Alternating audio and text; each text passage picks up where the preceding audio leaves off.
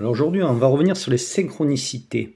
Parce qu'il y a beaucoup qui se posent des questions. Et là, on va voir les synchronicités d'après le psychiatre Carl Gustav Jung. Donc, je me suis intéressé parce que moi, j'avais beaucoup de synchronicités et d'autres effets psychiques. Et Carl Gustav Jung est le célèbre physicien prix Nobel Pauli, qui lui a déréglé aussi les appareils, les ont étudiés.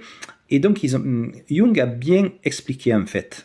La synchronicité, donc qu'est-ce que la synchronicité? C'est quand il y a une connexion entre soit deux personnes, soit quelque chose de matériel qui va par-delà la causalité.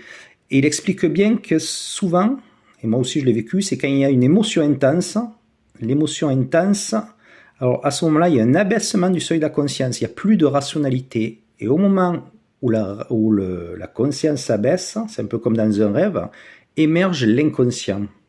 Lui, Jung parle d'inconscient collectif, et souvent il y a un lien avec des archétypes, donc des symboles de l'inconscient collectif, qui sont souvent sous-jacents. Donc c'est un lien souvent irrationnel, il n'y a pas de rationalité, c'est carrément acausal, qui a lieu quand vraiment il y a un relâchement du psychisme, et ça émerge de l'inconscient. Donc la synchronicité pour Jung, ce n'est pas matériel, c'est un lien de sens, une connexion acausale qui est pleine de sens, il y a une émotion, un rêve, une vision, et un événement extérieur.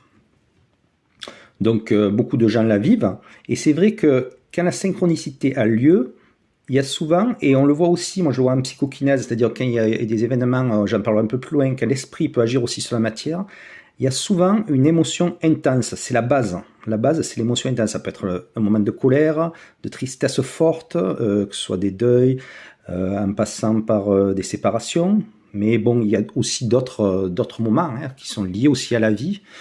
Et donc, quand l'abaissement de la conscience a lieu, il émerge donc un symbole qui peut être archétypal, ça peut être des chiffres, ça peut être un lien avec une personne aussi. Il y a d'abord l'événement extérieur donc, qui apparaît, mais il y a bien souvent un sens caché dans la synchronicité.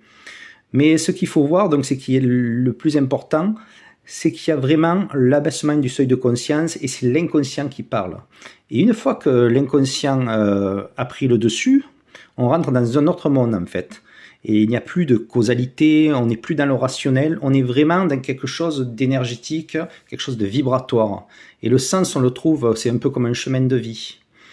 Donc ça, c'est selon les explications de Jung. Moi, je rentre dedans, je parle aussi d'état vibratoire, de connexion. Donc là, y a-t-il un sens, une logique? Nous, on est